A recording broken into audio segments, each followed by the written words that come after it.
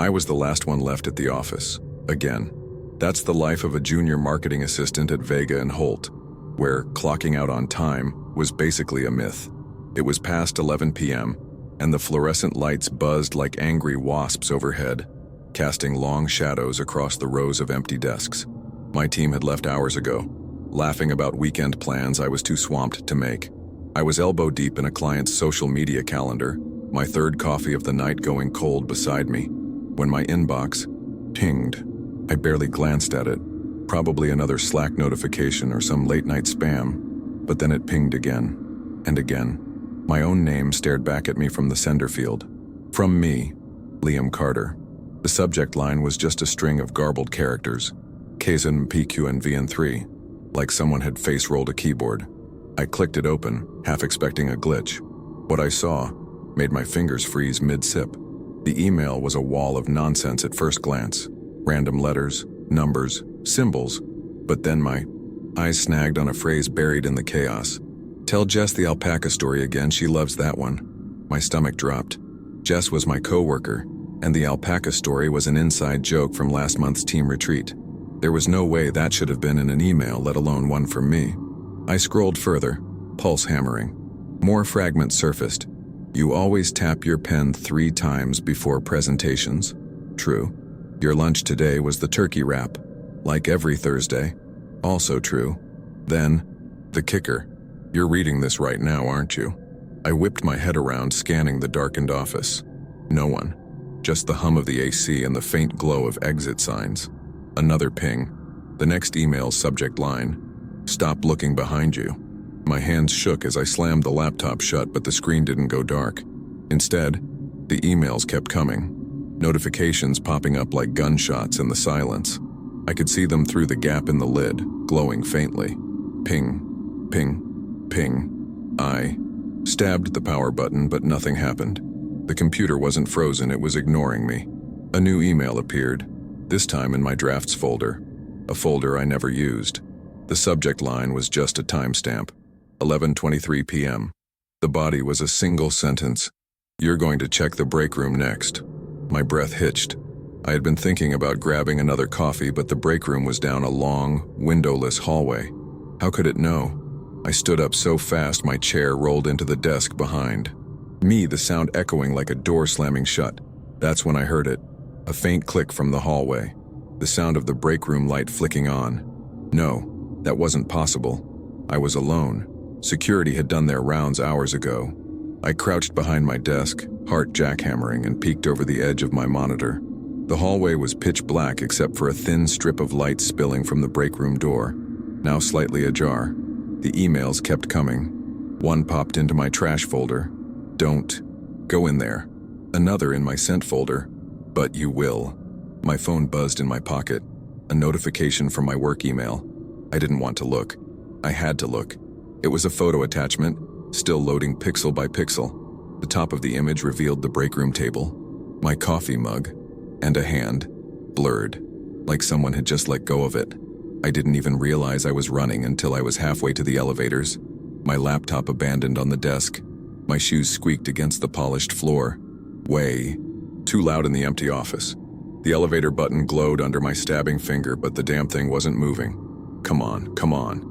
Then my phone buzzed again. A new email, this time in my calendar notifications. You can't leave yet. The doors won't open until 11:47. I checked the time. 11:42. 5 more minutes. My skin prickled. This wasn't just someone messing with me. This thing knew things it shouldn't. Knew them before they happened. I turned toward the stairwell, but another ping stopped me cold. A draft email, half written in my own account. You're thinking about the stairs. Don't. He's waiting on the 3rd floor landing. My blood turned to ice. Who the hell is he? I backed into the nearest conference room, locking the door behind me. The lights were off, the glass walls reflecting my own pale face back at me like a ghost. My phone buzzed. Another email, this one in my archives. You're safe here, for now. Safe from what? I crouched under the table like that would help, and opened my email settings with shaking fingers. Maybe I could block my own account or disable notifications, but the settings menu was wrong. All the options were in that same jumbled code from the emails, except for one new button at the bottom. Click if you want to see who's sending these. My finger hovered over it. This was a trap. It had to be. But then, click, the lights in the conference room cut out, and in the dark, the glass walls lit up with lines of text, scrolling faster and faster, like something was typing directly onto the windows. The words on the glass weren't in English anymore.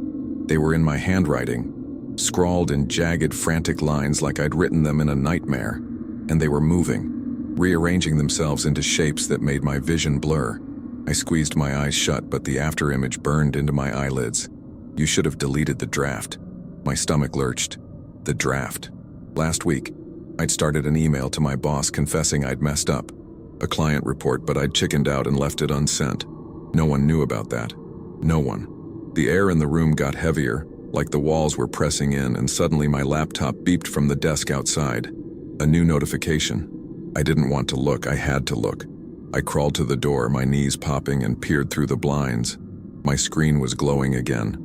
The latest email had no subject, just a video attachment, auto-playing. It was me, filmed from behind right now, crouched in the conference room. I gagged, choking on the taste of sour coffee.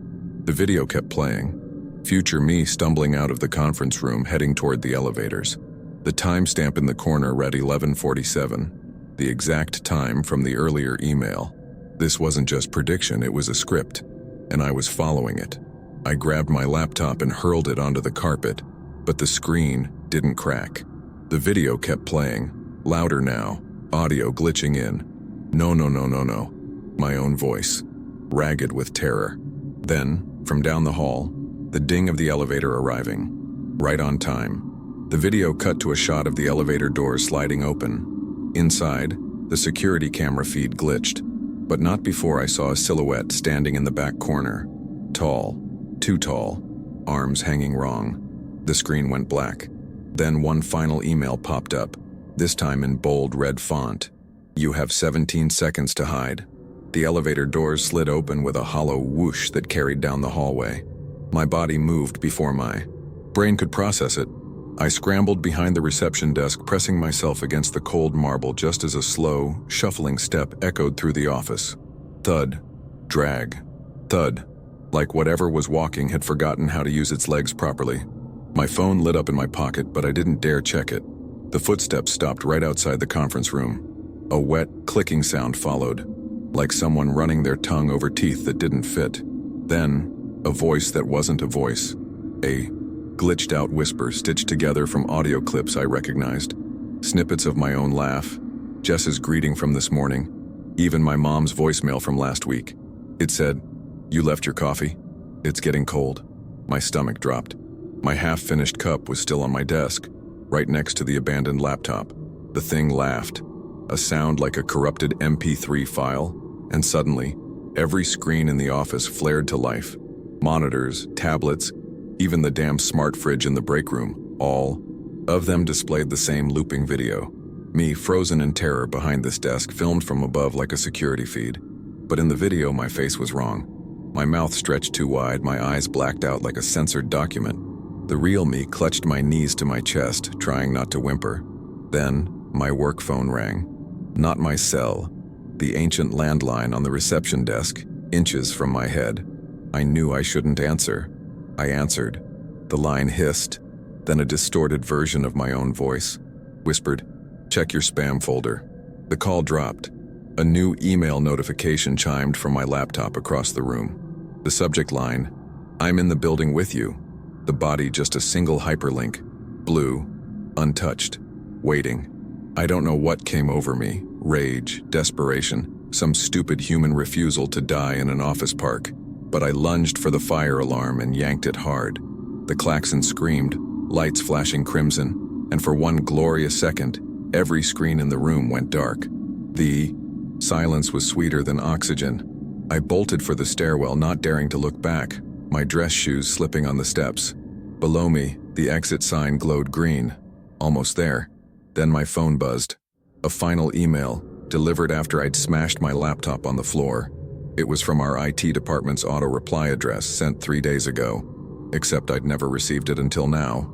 The subject, your support ticket, 6867. The body, issue resolved. The shadow in your account has been removed. I skidded to a stop, gripping the railing. What ticket? I never filed one. The timestamp was 11:47 p.m., the exact minute the elevator had arrived. Security found me curled up in the lobby, babbling about the emails. They checked the cameras. No one else had been in the building. My laptop was fine, my inbox pristine. No spam, no drafts, just the usual corporate drivel. HR chalked it up to stress and sent me home. But here's the thing they couldn't explain. The next morning, I found a sticky note on my desk in my handwriting. It said, "You should have clicked the link." And when I logged in, my deleted drafts folder had one file in it, a blank email addressed to myself, dated next Halloween. I quit that same day. Sometimes, though, when I'm working late on my new laptop, the screen flickers, just for a second. And I swear, in the reflection, there's something standing behind me, learning, waiting for me to draft a reply. My name's Jake, and back in 2019, I was working the graveyard shift at a call center in some nowhere suburb outside Phoenix. The job itself was soul-crushing. Just me, a headset, and a never-ending queue of angry customers yelling about late bills. But the real horror didn't start until the break room got weird. Normally that place was dead. Just a flickering fluorescent light, a fridge that hummed like a dying engine, and the smell of stale microwave popcorn. I'd eat my sad turkey sandwich at 3 a.m., scroll through my phone and try not to think about how empty my life was. Then one night in October, things changed. The air suddenly felt icy, like someone had left a freezer door open, even though the thermostat was cranked to 75. And the lights, they'd dim for no reason, like something was sucking the power out of them. At first, I shrugged it off. Old building, bad wiring, whatever. But then my lunch disappeared. It was a Tuesday, I think. I just heated up leftover spaghetti, shoved the container back in the fridge, and gone back to my cubicle. When I returned an hour later, the fridge door was slightly open. Not wide, just a crack, like someone had yanked it shut in a hurry. My food was gone. Not stolen, not misplaced. Gone. The container had vanished. No trace, not even a drop of sauce left behind. I asked the 3 other night shifters if they'd seen anything. Maria looked at me like I was crazy. "Dude, I've been on calls all night," she said. The security footage from the ER break room camera, corrupted.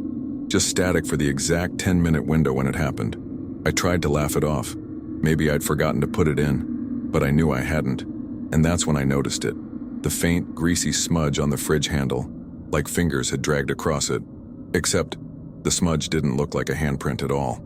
The next day, I scrubbed the fridge handle with disinfectant, telling myself it was just some prankster coworker. But when I came back that night, the smell hit me before I even opened the break room door, something sour and metallic like old meat left in the sun. The fridge was spotless, but the microwave, that was another story. Inside, someone had left a single meatball, perfectly centered on the turntable. It was cold, almost slimy, and when I poked it with a fork, the thing moved. Not like it was alive, more like something underneath it shifted. I slammed the microwave door shut and backed away, but not before noticing the bite marks. Human-sized, but with too many teeth. I started avoiding the break room, eating at my desk like a coward. But the thing, whatever it was, didn't like being ignored. One night, I found a post-it stuck to my monitor. "You forgot your lunch." No signature, just those 3 words in handwriting so shaky it looked like the writer's hand had been trembling. My stomach lurched. I hadn't brought lunch that day. When I turned the note over, the back was stained with something dark and sticky. I didn't touch it again. Later, Maria admitted she'd seen Greg lingering near my desk earlier, but when I confronted him, he just frowned. "Not my idea of a joke," he muttered.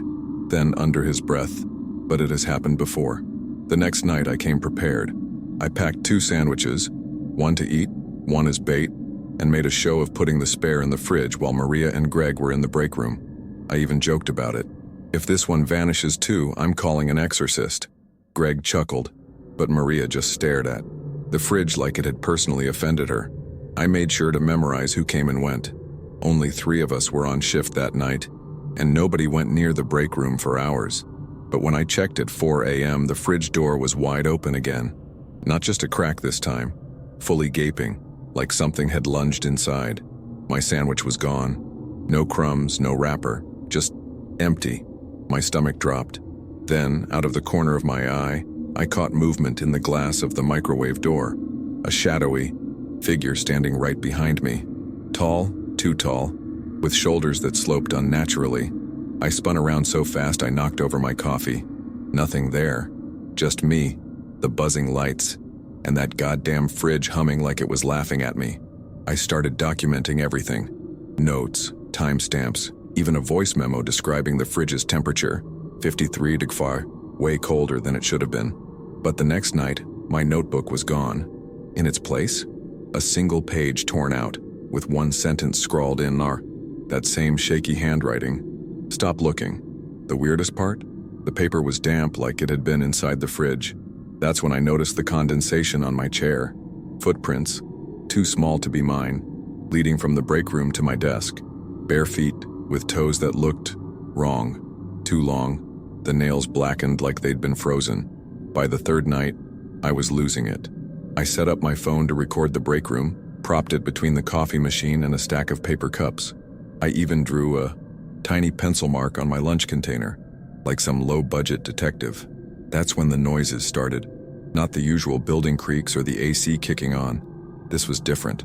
A wet, clicking sound, like someone chewing with their mouth open, coming from inside the fridge. I froze mid-bite, my own sandwich suddenly tasteless in my mouth. The break room door swung shut behind me. Not slammed, just closed. Slowly, deliberately. My phone was still recording, but when I played it back later, the audio cut out right when the chewing started. The video showed me staring at the fridge, then suddenly lunging to my feet and bolting out like a maniac. But here's the thing. In the very last frame, just before I hit stop, there's a blurry shape reflected in the window. It's not human. Its head is tilted too far to the side, and its fingers, if those even are fingers, are pressed against the glass from the inside. I showed the video to Greg the next day. For the first time, his calm cracked. He pulled me into his office and shut the door. "Listen," he said, voice low. "There's a reason nobody stays on night shift long. 2 years ago, a guy named Ruiz, good employee, never missed a day, clocked in and never clocked out.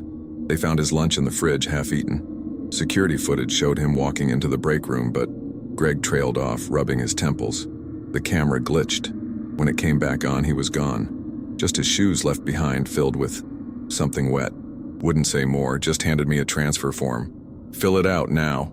I should have quit that night, but I needed the money, and part of me still refused to believe it. So I went back. Bad idea. The break room was different. The fridge hummed louder, almost a growl, and the glass window overlooking the parking lot was fogged up, but only on the inside.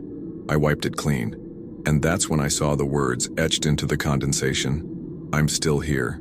Below it, a handprint, small and childlike, but with that same too long finger shape. I bolted for the door, but it wouldn't open.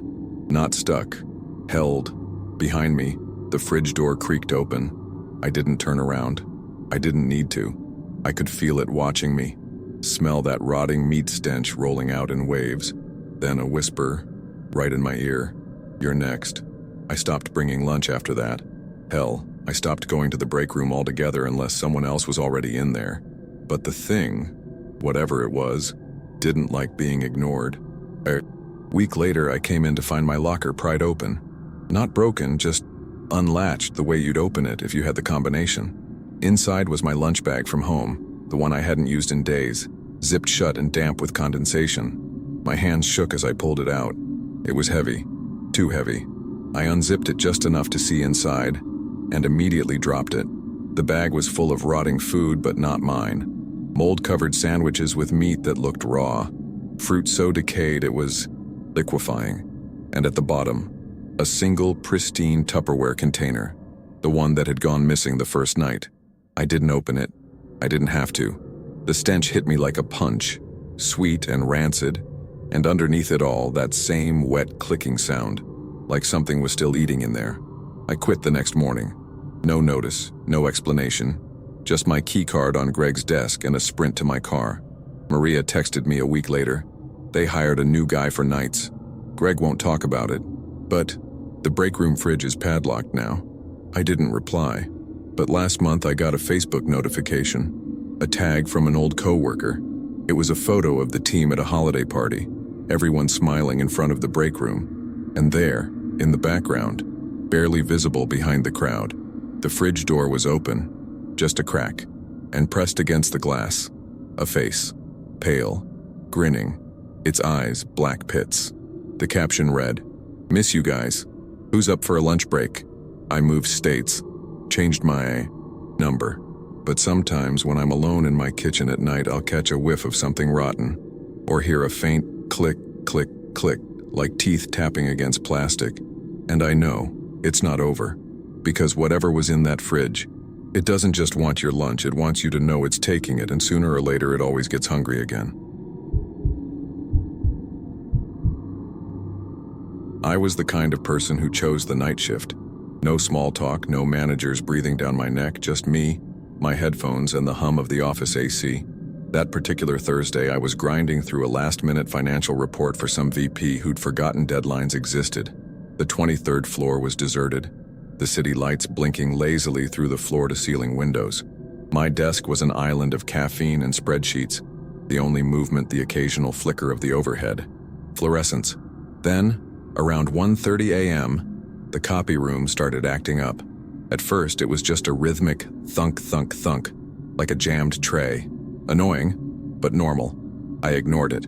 Then came the whirring, too loud, too deliberate, like the machine was running on its own. My skin prickled. I pulled off my headphones. Silence. Then click. The sound of paper sliding out, one sheet after another. I told myself it was just old gears grinding. This was a corporate tomb after all. Half the equipment belonged in a museum. But when the noises didn't stop, I finally caved and walked over.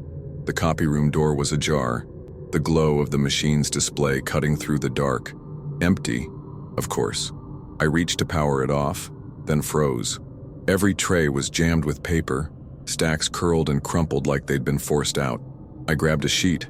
It wasn't financial data or meeting notes, just strings of numbers, random words, and were those coordinates? My stomach dropped. I'd cleared a paper jam. Here at midnight. These pages hadn't existed then. A chill crawled up my spine as I noticed the dates at the top of each sheet. All tomorrow's date. The AC kicked on, and I nearly screamed. That's when the light started flickering. Not a brownout, but in perfect time with the printer's whirs. Like something was syncing up. I backed out of the copy room, my pulse hammering in my throat. The hallway stretched too long suddenly, the exit signs glowing like distant stoplights. That's when I heard a new sound. Not the printer this time, but something breathy and uneven like fabric dragging over carpet. My desk was only 20 feet away, but my legs refused to move. The overhead lights stuttered again, and in the gaps of darkness, the dragging noise sped up, closer. I finally bolted, my chair screeching as I crashed into it. My hands shook so badly I had to grip the edge of the desk to steady them. The office was dead silent now. Even the AC had shut off. Then, from the copy room, a single crisp ping, the sound of a fresh document hitting the tray. I should have called security. I should have left. But some stupid human part of me needed proof I wasn't losing it. I crept back, phone flashlight on, the beam trembling. The printer display now read, "Job complete 247 pages. My stomach twisted. That was impossible. The trays couldn't even hold half that. I yanked open the first tray. Sheets spilled onto the floor, each covered in the same gibberish. Except now, mixed in, were fragments of my documents, client names from my report, my own initials in tiny, blurred type. The breath left my lungs. Behind me, the main office door groaned shut, not slammed, eased, like someone didn't want me to hear. The lock clicked. I spun around just as the lights died for good. Darkness isn't just dark in a place like that. It's thick, suffocating, like the walls had absorbed every shadow from the city outside. My phone flashlight barely cut through it, shaking as I fumbled for the door handle. Locked, of course. I whipped around, pressing my back against the glass, half expecting to see some silhouette looming in the black. Nothing. Just the printer's LED display, now flashing error in jagged red letters. Then softly, the sound of paper being fed into a tray. Whoosh, click. My breath hitched. The machine wasn't even plugged in anymore. I'd yanked the cord in my panic. Yet the noises kept coming, faster now, like it was mocking me. That's when I noticed the smell. Ozone. And something sweetly rotten like old ink and meat left out too long. I lunged for the emergency exit across the floor, but the second my fingers brushed the push bar, every printer in the office, every single one, erupted at once. A chorus of mechanical shrieks, trays slamming open and shut. Papers rocketed into the air, swirling like snow in the beam of my flashlight. I choked back a scream. The pages weren't blank anymore. They were photos. Grainy, distorted, but unmistakably me, bent over my, desk, asleep in the break room. Even one of me standing right there in the copy room, mouth open in horror. The timestamp on the last one read 3:33 a.m., but my phone showed 2:17. A drop of sweat slid down my neck. Behind me, something whispered my name, not in my ear. From inside the printer, I didn't think, just ran, shoulder checking the emergency door so hard pain shot up my collarbone. It didn't budge. The whisper came again, this time from the ceiling speakers, warped and guttural. Stay. Finish the report. The printers fell silent all at once. That was worse. Now all I could hear was my own ragged breathing and clicking, like a dozen fingers tapping on keyboards in empty cubicles. My phone screen flickered, then died. In the pitch black, something brushed my ankle, a single sheet of paper sliding across the floor. I kicked it away, but another followed, then another. They were moving, slithering toward me like they'd been summoned. I grabbed a fire extinguisher off the wall and swung it at the nearest printer. The impact rang out like a gunshot, plastic shattering, but instead of sparks, a thick black liquid oozed from the wreckage. It smelled like burnt hair. The liquid spread fast, bubbling up from under every printer, every copier, until the carpet was a sticky river of it. I backed toward the windows, heels sticking to the floor with every step. That's when I saw them. Handprints rising to the surface of the black ooze, pressing up like something was trying to crawl out.